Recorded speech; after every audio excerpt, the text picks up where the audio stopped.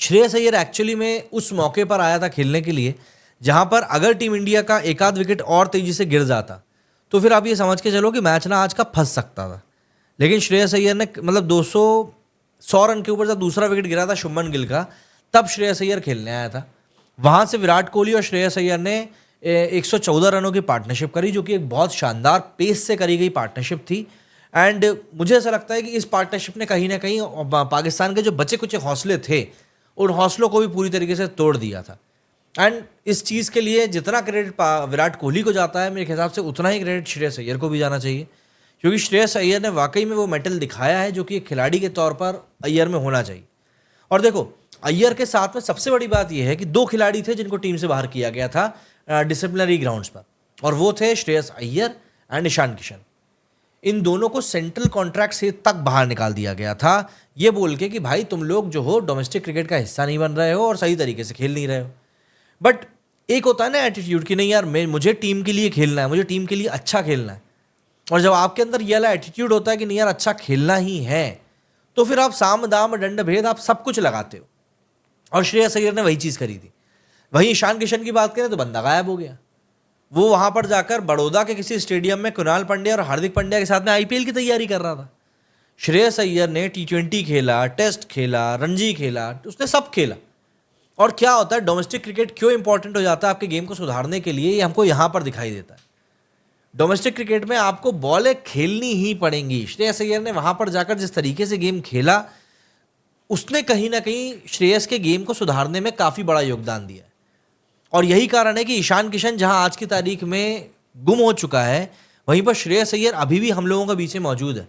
और हमें दिख रहा है कि किस तरीके से एक प्लेयर के तौर पर वो आने वाले दिनों में भी हमारे बीच में रहने वाला है। क्या है कि आप एक खिलाड़ी को राइट ऑफ तब तक नहीं करते जब तक कि वो खुद अपने आप को राइट ऑफ ना कर दे।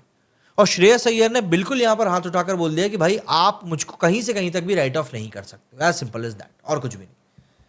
बार बार आपको श्रेयस अय्यर जैसे खिलाड़ी नहीं मिलेंगे। सबसे अच्छी बात श्रेयस अय्यर के साथ ये है कि बंदे के पास में एज है।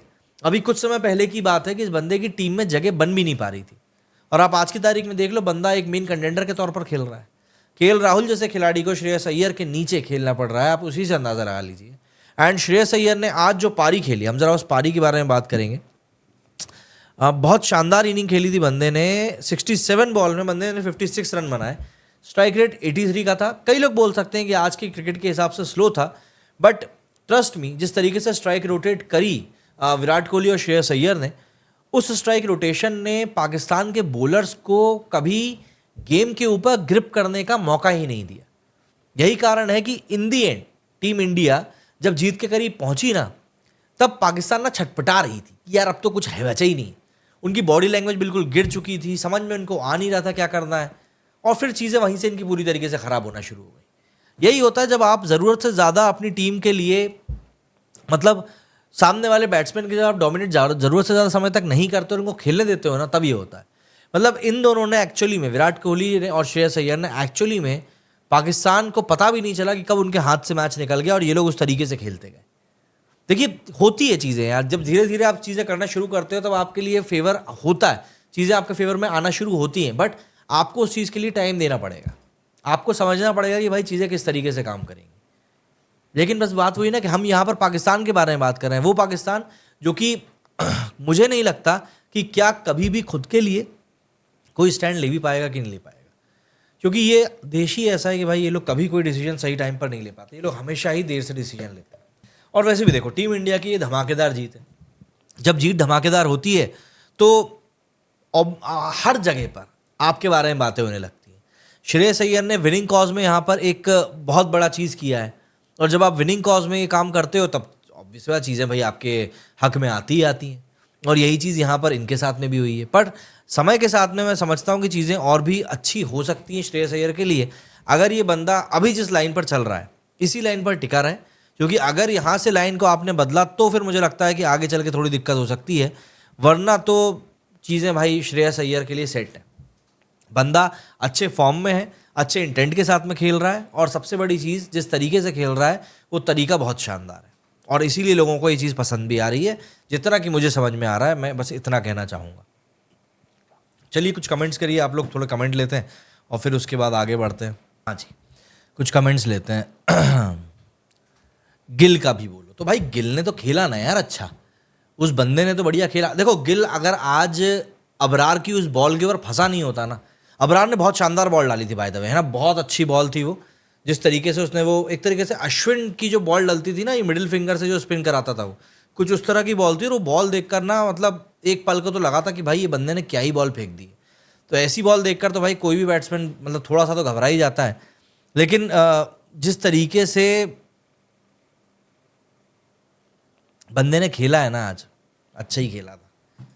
अब गिल के बारे में क्या ही बताएं भाई, बंदा पिछले कुछ मैचेस से बढ़िया ही खेल रहा है। सम्राट भाई बोल रहे हैं there is no replacement of Hardik Pandya in modern day cricket. बिल्कुल नहीं है भाई। Sorry to say that but I love when Hardik was out. ये तो मुझे भी अच्छा लगा था, क्योंकि हार्दिक आउट हुआ तो विराट की सेंचुरी का योग बन सका, क्योंकि अगर ये बंदा आउट नहीं होता ना तो कोई योग भी नहीं बन पाता। राज भाई बोल रहे हैं अक्षर पटेल बेस्ट ऑलराउंडर है इंडियन टीम का। ये चीज़ तो खैर बंदे ने भाई बिल्कुल ड्रॉप कंफर्म कर दी है कि आप सबसे बेहतरीन ऑलराउंडर के तौर पर टीम इंडिया के लिए अब खेल रहे हो। पाकिस्तान आउट ऑफ टूर्नामेंट, बिल्कुल आउट ऑफ टूर्नामेंट है। अब देखो 2 मैचेस बचे हैं इस ग्रुप के, एक मैच बचा हुआ है पाकिस्तान वर्सेस बांग्लादेश और दूसरा मैच बचा हुआ है न्यूजीलैंड वर्सेस बांग्लादेश। अब बांग्लादेश के इन दोनों मैचेस में, अगर बांग्लादेश इन दोनों मैचेस में जीत जाती है तो भी संयोग जो है इतना अच्छा नहीं बन पाएगा, है ना। मैं आप लोगों को एक काम करता हूँ, एक बार स्कोर कार्ड दिखाता हूँ कि स्कोर कार्ड क्या कुछ कह रहा है, जिससे कि आपको भी समझ में आए कि मेरा कहने का यहाँ पर मतलब क्या है। स्कोर कार्ड में मैं आपको पॉइंट्स टेबल दिखाता हूँ। चलिए ये देखिए, ये पॉइंट्स टेबल है जो अभी इस समय का सूरत हाल है, उसके बारे में अगर हम डिस्कशन करें तो यहाँ पर आप देखिए कि ये है टीम इंडिया का ग्रुप है। तो यहाँ पर न्यूजीलैंड का जो रेट है वो 1.2 है, इंडिया का जो रेट है वो 0.6 है। मैं नेट रन रेट की यहाँ पर बात कर रहा हूँ, पॉइंट्स को आप थोड़ी देर के लिए छोड़ दीजिए। अब जब बात आएगी किस बात की कि भैया आपका पॉइंट टैली टाई हो रहा है, अब मान के चलिए कि इंडिया न्यूजीलैंड में जो मैच होता है उसमें से कोई एक टीम तो हारेगी, तो जो भी टीम हारेगी उसके पॉइंट्स रह जाएंगे 4, क्योंकि न्यूजीलैंड बांग्लादेश से तो जीत जाएगी देखिए, तो उसके पॉइंट्स रह जाएंगे 4। तब ना नेट रन रेट प्ले में आएगा। पाकिस्तान का नेट रन रेट अगर आप देखो तो -1.0 जा चुका है, और बांग्लादेश का भी फिर भी थोड़ा बेटर है। तो पाकिस्तान नेट रन रेट के मामले में बहुत पीछे छूट चुका है। तो अगर पॉइंट्स टाई वाला मौका आया तो मुझे नहीं लग रहा कि भाई पाकिस्तान का कहीं से कहीं तक भी चांस बनने वाला है, ये एक बात तय है। क्योंकि बाकी चीज़ें तो मुझे नहीं लग रहा कि कहीं से कहीं तक भी इनके साथ होने वाली हैं।